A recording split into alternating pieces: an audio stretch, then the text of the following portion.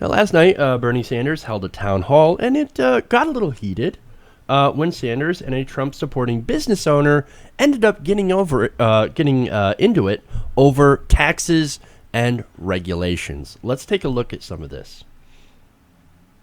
Let's bring in Jim Jacobs. He's a small business owner from Chester County, Pennsylvania. He voted for Donald Trump. Jim, what's your question? My question is this. I'm a business owner, and we just keep kicked in the teeth by this administration. It's regulation after regulation and tax upon tax. What Donald Trump does understand is the complexities of business and, to reward the person who takes the risk. So really, my question is, this country was founded on entrepreneurship. Why is this administration so against the business owner? Please tell me. Why does Obama hate business? Why? Well, man, you know what? That's kind of a loaded question, dude. Really?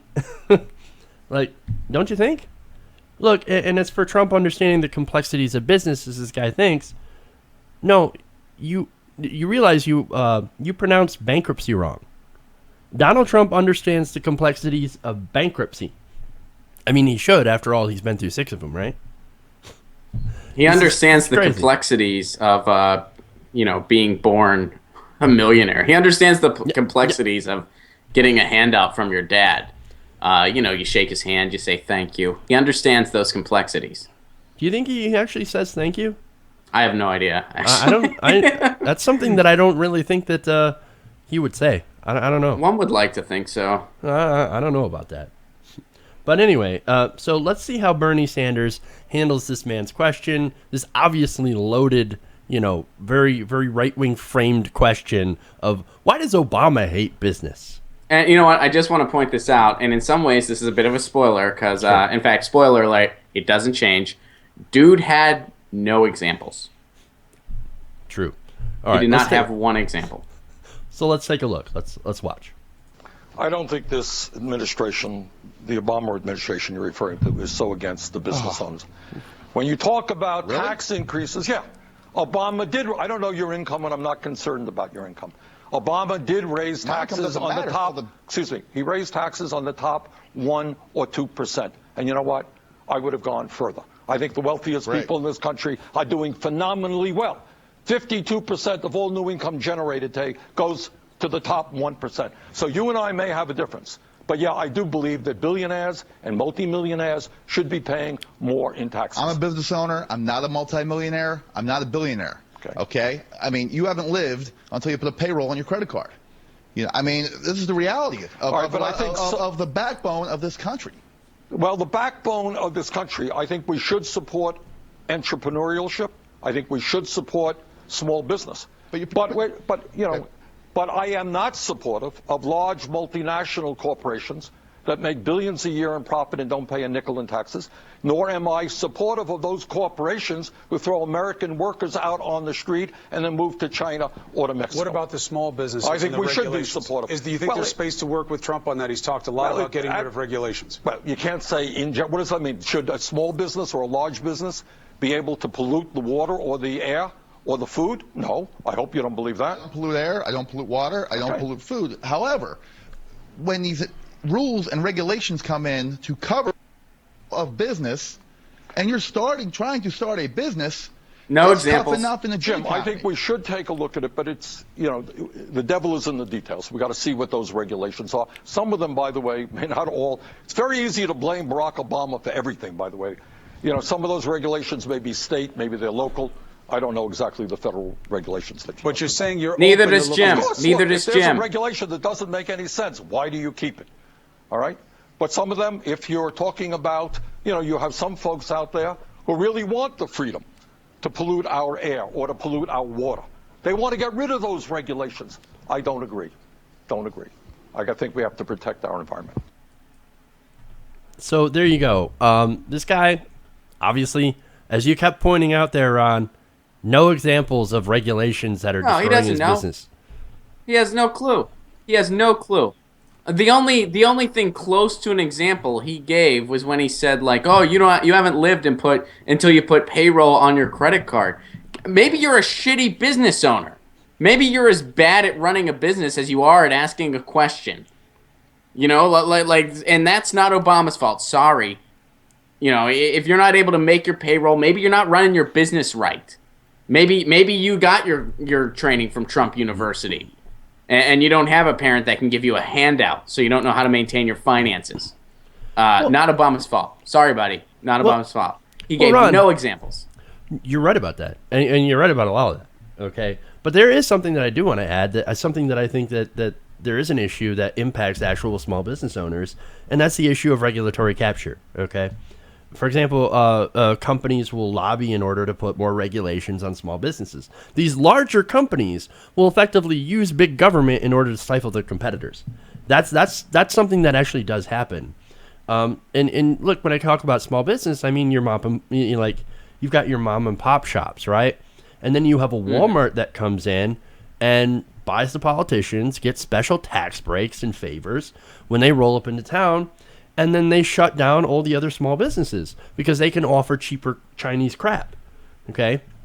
And they've got the funding to be able to go and secure more tax breaks and special deals and all this stuff. I mean, again, when a Walmart rolls into town, they can sit there and get, like, for, 5 years they get a special tax exemption because they buy the politicians. Your local small business doesn't get any of that.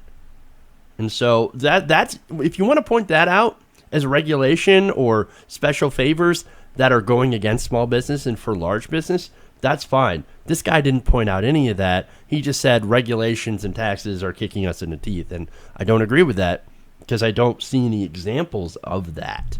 So maybe he should. He didn't. Yeah. We don't even know what his business is. He wouldn't even tell us that. Right. He's just vague sack Magoo over there. He doesn't even know. What do you think he does? He doesn't even tell us. I don't know. I don't know. They're not doing so well, apparently. Apparently, he can't make his payroll. But that's all we know. We don't know anything else. No, apparently, look. And here's the other thing, right? Progressive policies are actually really good for small businesses and even some large businesses. I mean, last Wednesday, I did a story about Wetzel's Pretzels, right? Out there in California. They're actually doing really well. And the CEO there, he says, I was nervous when they were going to raise the minimum wage to $15 an hour, right? It turns out when they raised the minimum wage, business started doing better. Things started getting better. And look, a lot of people will point at California as being the most heavily taxed and regulated place in the United States, right? Well, if it's that bad, how come you've got Hollywood, Silicon Valley, and a lot of Fortune 500 companies sitting right in not only LA, but also in New York, which is also run by Democrats and heavily regulated? How come all the really good businesses seem to be, the big ones, seem to be doing so well while being in these heavily regulated, heavily taxed places? I don't quite understand that. And our GDP is incredibly high. I mean, the GDP in California is doing really well. You have California has the 6th largest economy in the world. Mm-hmm. Just saying. And we do it without water. All right? We don't even have water. Somehow. Stop shitting on California. Well, you know what? And here's the other thing, right? I live in Michigan. We have plenty of water. But Nestle is coming. Some of it's really shitty. Like Flint. Yeah, but again, that's Governor Snyder's fault and privatization. And then you have Nestle coming in and stealing all this water for very, very, very, very cheap. And selling it for like $1.49 for a bottle. They bottle it for like 3 cents. They sell it for $1.49. And we're just letting them take our water.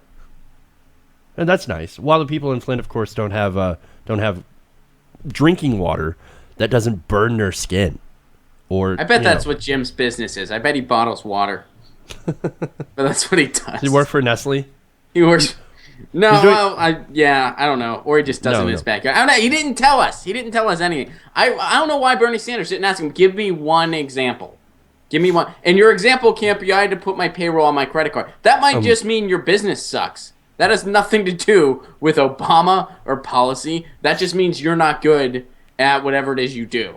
That you can't, I've been self-employed most of my adult life. Well, pretty much all of my adult life. And I have seen my life has gotten a lot better with this administration than the last. I have more affordable health care than I did when Bush was in office. My taxes are lower, because I am definitely not in the 1%. Spoiler. Right. But, if I all of a sudden wasn't making my bills because maybe I was getting booked less or something like that, that's not because of policy. That's because maybe I didn't do good on stage. Maybe my content's not as popular. Maybe maybe I got a really shitty haircut, and I'm just whatever it may be. But Jim, maybe you got to look within, buddy. Maybe your business just blows. We don't know because you wouldn't tell us anything. You wouldn't tell us any details of what's giving you hardship. You wouldn't even tell us what your business is. But maybe you're putting your payroll on that credit card because you don't understand accounting, or your business sucks. And sorry, buddy, but that's not Obama's fault. Yeah. Again, great points. But I want to go to where back to the Walmart discussion for a second. Why don't we stop giving those tax breaks and stuff and special deals, in towns and municipalities to those giant corporations? Why don't we actually give them to small businesses? Why do you hate businesses so much? Yeah, why don't we do that until they get a certain size? Think about this, right? Because I had this idea earlier, right? Let's mean test corporate welfare. I mean, we means test normal welfare for poor people, right? Why are we not means testing corporate welfare?